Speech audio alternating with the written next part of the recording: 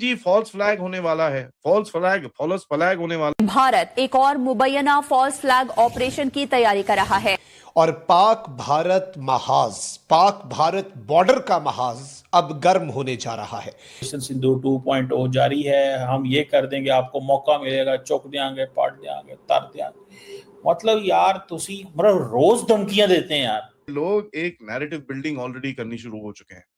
Pakistani army और ISI की तरफ से एक गो हेड मिला है एंटी इंडिया टेरर ग्रुप्स को। 48 घंटे में हमारे डिफेंस मिनिस्टर राजनाथ सिंह ने एक बहुत ही सीक्रेट मीटिंग की है आला अधिकारियों के साथ, और माना जा रहा है कि इस मीटिंग का कहीं ना कहीं उस इनपुट से लेना देना है जो पाकिस्तान को लेकर मोसाद ने भारतीय जांच एजेंसियों को दिया है।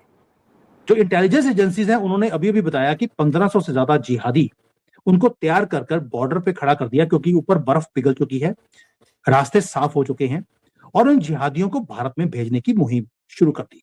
लश्कर तैयबा, आईएसआईएस और उसके जो रिलेटेड ग्रुप्स हैं उनको गो हेड मिल चुका है to carry out an attack on Bharat. ये चीज बड़े ध्यान से सुनिएगा।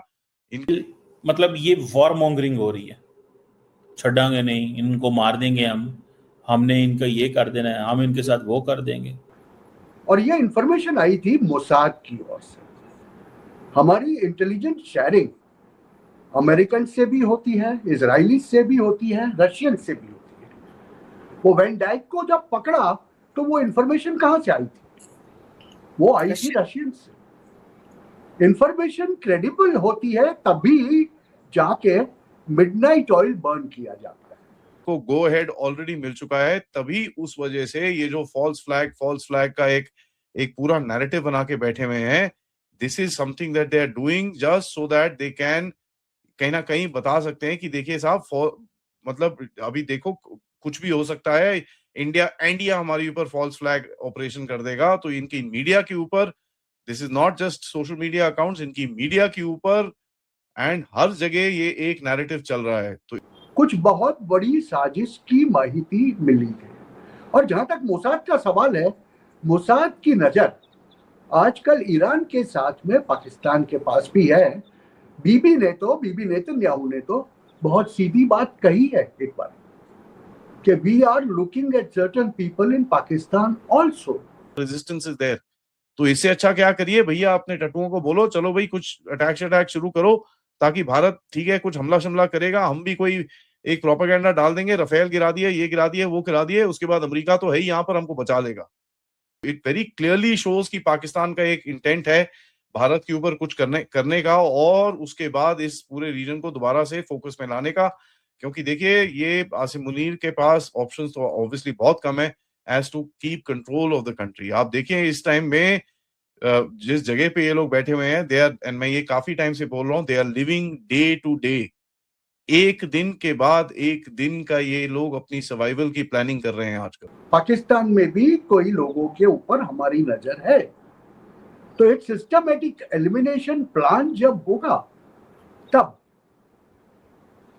बीबी वो काम करेगा, मोसाद वो काम करेगी। तो मोसाद के पास से जब भारत के पास इंफॉर्मेशन आती है तो उसको हल्के में लिया नहीं जा सकता। आपने जब नोटम इश्यू किया था, आपने जब एक्सरसाइजेस किए थे सर क्रीक के पास, तो आप ऑलरेडी अपनी मूवमेंट्स आर्मी की ऑलरेडी कर चुके हैं, अपने युद्ध की तैयारियां पहले से कर ली। और आखिरी जो कील है इस पूरे कड़ी में वो ये थी कि अभी अभी 2 लाख करोड़ का डिफेंस का जो बजट था उसको पास कर दिया गया, और उसके अंदर बोला गया कि जितने ये ड्रोन्स हैं, मिसाइल्स हैं, ब्रह्मोस है, उसकी प्रोडक्शन को 10-10 गुना इंक्रीज कर दीजिए। अभी ऐसी स्थिति में जब पिछले 7 दिन का घटनाक्रम, जैसे मैं बता रहा हूं, बॉर्डर के इस पार और उस पार जो चल रहा है, उससे यह बात फलित होती है कि कहीं ना कहीं भारत के पश्चिमी राज्यों के अंदर कोई दुस्साहस की प्रेरणा वहां से आ चुकी है।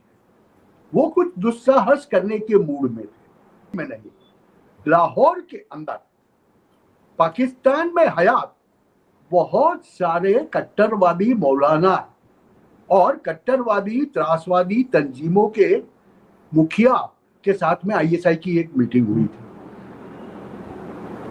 ये मीटिंग में क्या नक्की हुआ? देखिए, ये सब बातें या तो कुछ बना है, कुछ योजनाएं बनी है जो भारतीय इंटेलिजेंस को पता चला है। जब वॉर ऑन टेरर था पहले, अभी वॉर ऑन मैडनेस है, और वो ओपनली मार्को रूबियो भी और डोनाल्ड ट्रंप एक ही बात बोलते हैं, इस्लामिक मैडनेस को मुझे खत्म करना है जड़ से। तो अगर ट्रंप ईरान में इस्लामिक मैडनेस को खत्म कर रहा है, रेडिकलाइज्ड एलिमेंट्स को, तो पाकिस्तान तो सरबराह है। तो अगर वहां पे जस्टिफाइड है तो भारत का पाकिस्तान के अंदर भी इस मैडनेस को खत्म करना जस्टिफाइड है।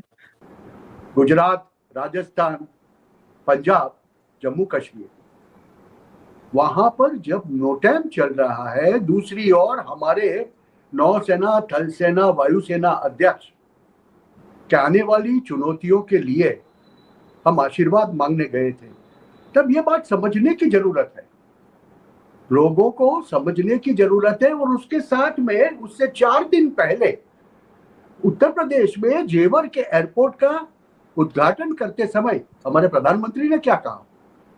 लोगों से सीधा संपर्क करते हुए एकजुटता बनाए रखने की अपील की।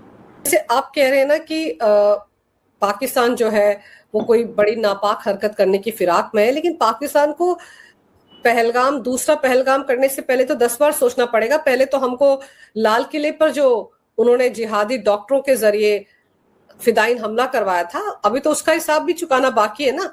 उसको आतंकवादी घटना तो भारत ने माना था, लेकिन वो मामला तो बीच में रह गया, तो उसका हिसाब भी तो चुकता करेगा भारत। इसीलिए आप ठीक कह रहे हैं कि प्रीएम्प्टिव एक्शन लेने की तैयारी में शायद भारत है।